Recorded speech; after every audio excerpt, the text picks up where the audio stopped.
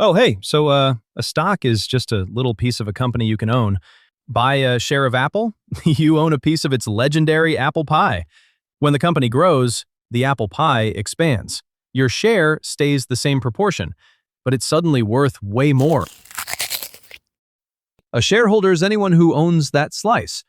Once you buy an Apple share, you're like part of their story now. An investor is someone who puts money into a company or fund and plans to stick around, hoping it grows over time. A trader's different. They jump in and out fast, looking for quick wins. They might grab Tesla stock in the morning and sell it that afternoon if the price pops. One's playing the long game, the other's all about short moves. A public company is one that lets anyone buy its stock. It's gotta share its numbers, follow rules, and stay open about how it's doing. Examples? Think Apple, Microsoft, Amazon, Coca-Cola, Nike. A private company is a business that keeps its shares in a small circle. Founders, staff, maybe a few investors. You can't just buy in on the stock market, and they don't have to share as much info as public ones. Examples? IKEA, Mars, SpaceX, all big names but still private. A stock exchange is where all the action happens. Think of it like this super organized market where buyers and sellers meet. Examples? The New York Stock Exchange and NASDAQ in the US are the biggest. There's London Stock Exchange, Tokyo Stock Exchange, and Hong Kong Exchange. An index is kind of like to think of it as a scoreboard for a chunk of the market. It tracks a bunch of stocks or bonds and rolls how they're all doing into one single number. The S&P 500? Oh, that's 500 of the biggest US companies like Apple, Microsoft, Amazon, and Johnson & Johnson, all lined up in one place. The Dow follows a smaller bunch of really famous names. Think Coca-Cola, McDonald's, Boeing, and Goldman Sachs. And the NASDAQ leans heavy on tech stuff. You've got Apple again, plus Tesla, Nvidia, and Meta. You can't actually buy an index, it's just, a way to measure performance. But here's the cool part. You can grab index funds or ETFs that copy an index almost exactly. A bull market is a stretch of time when prices keep climbing and people feel good about where things are headed. It's like the market's in a happy mood. A bear market is the opposite. Prices drop a lot and stay low for a while. People get nervous. A broker or brokerage is your go-between with the market. You open an account, drop in some cash, and they send your orders through the exchange. When you're picking one, look for low fees, an easy app, and support that actually helps. I use Interactive Brokers, links in the description. But you've also got Fidelity, Schwab, or TD Ameritrade. A portfolio's everything you invest in: stocks, bonds, cash, maybe funds or other stuff. A sector or industry is, a group of companies doing the same kind of thing. Tech's all about software, gadgets, chips. Energy covers oil, gas, wind, solar, you name it. Healthcare, hospitals, drug makers, biotech labs. Market cap, short for market capitalization, is a company's price tag in the stock market.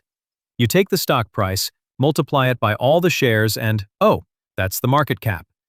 Equity is just the part of something you actually own after debts are taken out.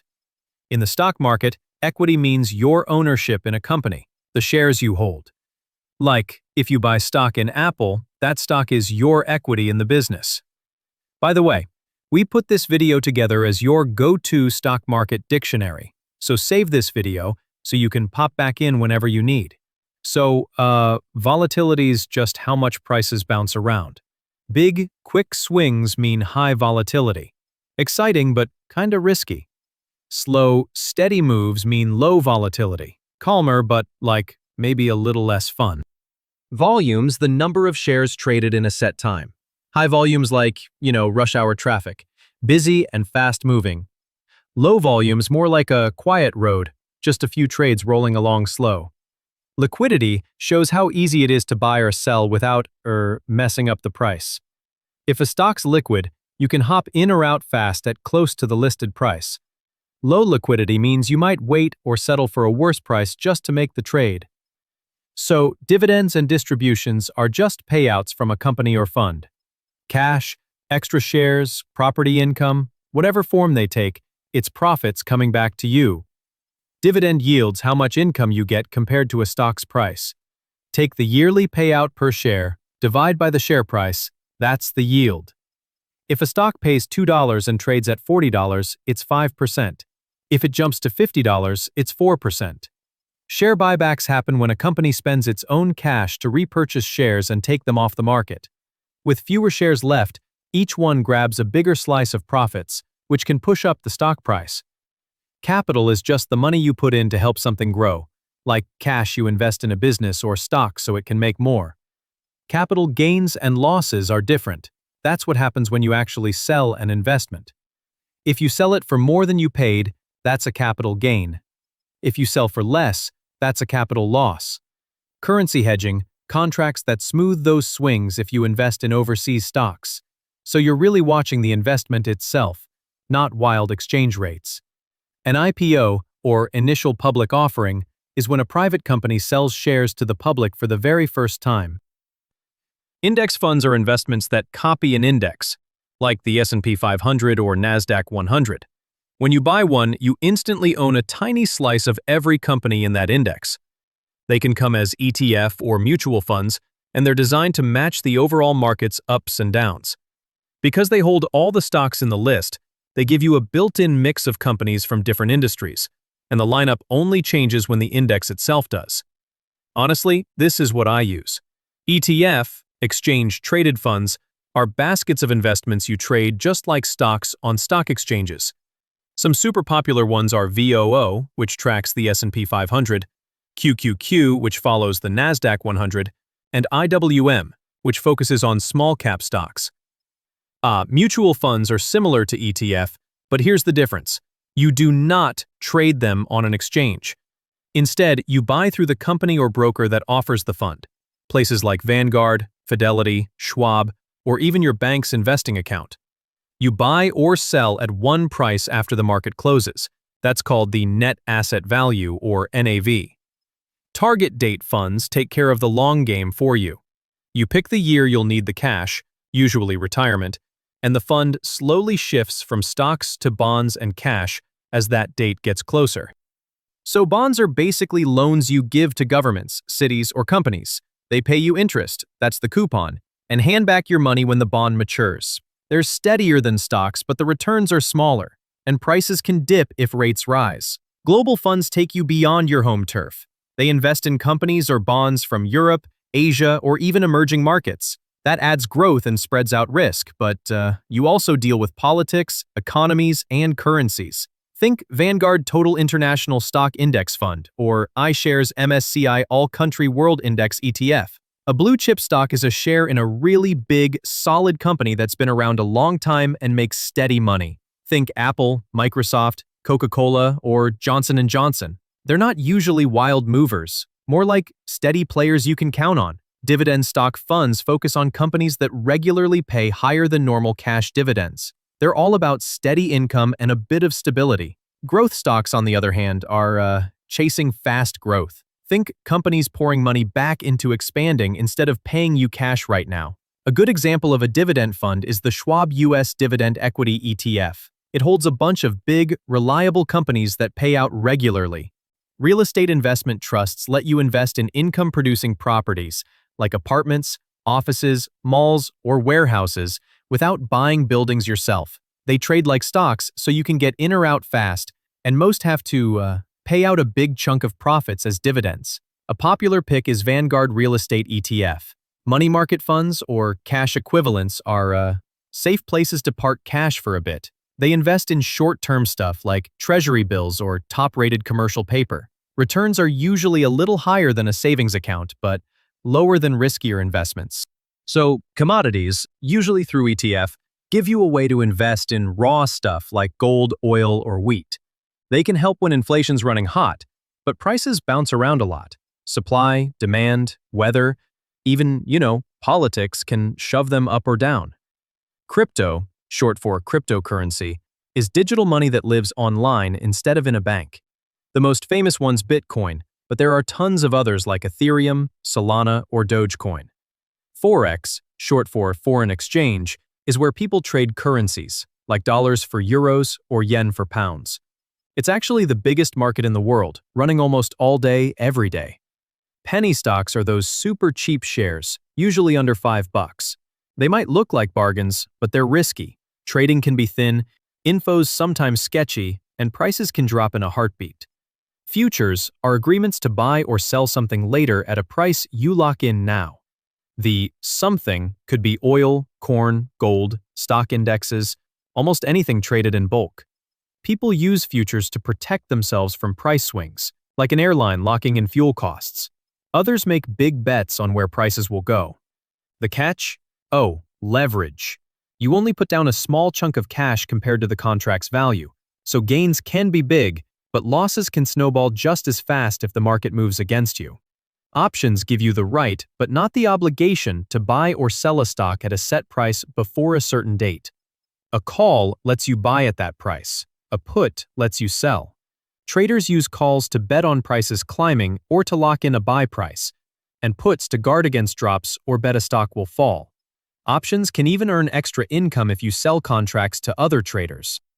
If you learned something today, hit like and subscribe because we'll make another video like this. Intrinsic value or fair value is just an estimate of what a company's really worth based on its earnings, growth, and assets. It helps you look past the current stock price so you don't overpay or sell too soon just because prices wiggle. Book value is what a company owns minus what it owes, basically its net assets. Divide that by the number of shares and, you get book value per share. It's a quick snapshot of what the business might be worth if you closed the books today.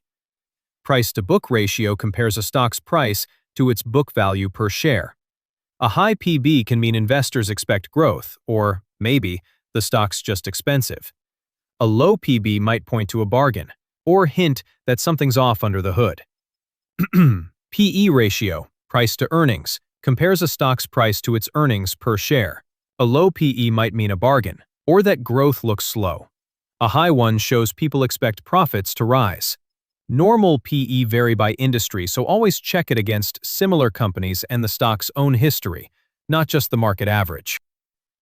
Fundamental analysis is all about, digging into what a company's really made of.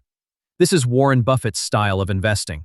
You look at revenue, profits, cash flow, debts, assets, competition, even how good the management is, then stack all that against the stock price. Technical analysis skips the business story and studies price and volume. Traders read charts, spot trends, and watch for levels where buyers or sellers might jump in. It's more about crowd behavior than balance sheets. Efficient market hypothesis says prices already reflect most of the information out there. If that's true, it's tough to beat the market again and again because, everyone's using the same data. Some folks think markets are super efficient. Others say prices overreact or miss stuff. The truth, probably somewhere in between. If this feels like a lot to take in, save this video as your investing glossary on demand. The bid is the highest price a buyer is willing to pay for a stock at that moment. Think of it as the offer buyers put on the table, the amount they're ready to spend to snag those shares. The ask is the lowest price a seller is willing to accept for a stock. It's basically the price tag sellers put on their shares, the least they're ready to let them go for.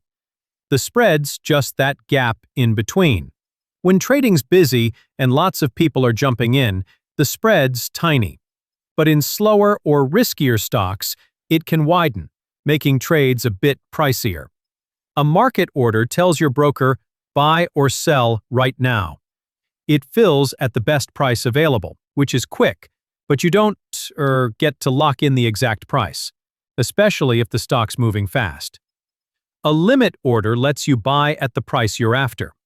You decide the most you'll pay to buy or the least you'll take to sell. The trade only happens if the market hits that number, so, you've got control, but no promise it'll actually go through. A stop-loss order is used when selling. It's like a safety trigger. You pick a price below where you bought, and if the stock falls there, it sells automatically. It won't save you from every loss. Prices can jump right past your stop. but it can keep a small loss from turning into something ugly. Leverage means borrowing money to make a trade bigger than your own cash allows. Margin is money you borrow from your broker to buy more than your cash alone could.